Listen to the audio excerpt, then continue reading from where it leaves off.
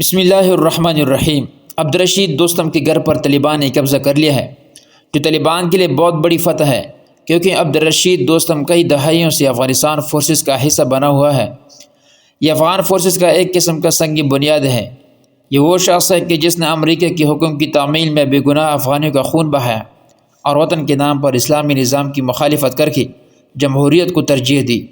और चंद दिन पहले अफ़गानिस्तान को ये उम्मीद लेकर आया था कि तालिबानियों का ख़ात्मा करेंगे, लेकिन अल्लाह ताला ने उनकी तदबीर उल्टी कर दी और उनका ही घर तालिबान के कब्ज़े में चला गया।